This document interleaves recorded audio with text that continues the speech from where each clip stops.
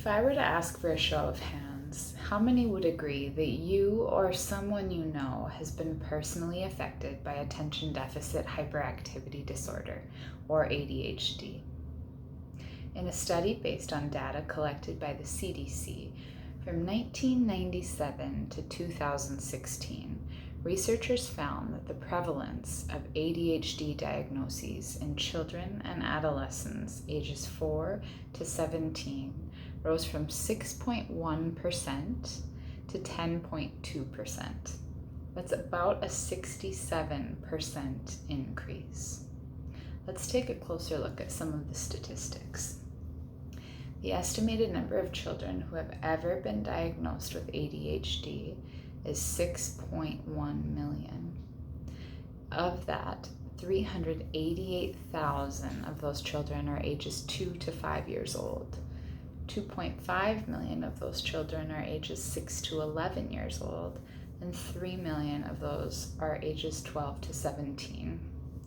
Boys are more likely to be diagnosed than girls, with 12.9% compared to 5.6%. At age 6 in first grade, my son was diagnosed with ADHD. He had difficulty standing still, waiting his turn, waiting in line, and not speaking out of turn. When blurting out 3 or more answers in school, his teacher would give him a behavior slip, and oftentimes he would be sent to the office. Fortunately, I was participating in school at the time myself as an occupational therapy assistant student. In my classes, I was fortunate enough to start learning about reflex integration, childhood development, and a more holistic approach to health and wellness. In that time, I learned about reflexes and more primitive reflexes. They're actions occurring in the central nervous system that occur in response to a particular stimulus. For example, the rooting reflex occurs with an infant and disappears at approximately 4 months of age. The reflex assists in feeding, where if an infant feels something brushed against its cheek, it will turn its head and root in order to find its food source. If not integrated, this can display as food sensitivities or feeding issues in children at a later age. After finishing my OTA degree, I was fortunate enough to begin my journey as an OTA within the local school system. And in that time, I participated in a continuing education class to further my education regarding infantile reflexes. While learning this information, I was also fortunate enough to apply it with my students that I was working with and see some really great results. So what are primitive reflexes?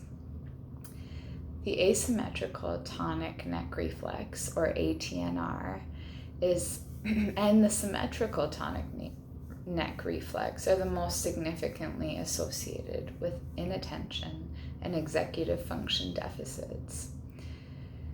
A retained ATNR can be characterized by poor eye tracking and difficulty crossing the visual midline, which is the center of your body. It can cause difficulty in learning to read, how to tell time, and discriminating between rights and lefts.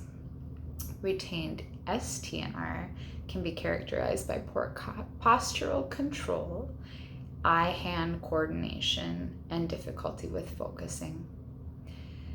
Some further issues that can be shown by retained reflexes are balance issues, poor impulse control, severe distractibility, mood swings, difficulty visually tracking with both reading and writing, poor postural control, W-sitting, toe walking, and even bedwetting after the age of 5.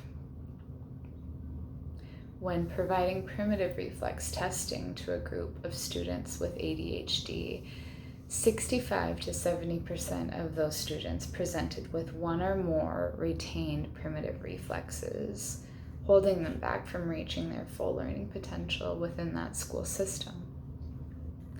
Upon hearing and learning and seeing these similarities, it's my hope that parents, family members, medical professionals, school professionals will start to shift their perceptions of children with ADHD. I've been on many different sides of the ADHD coin.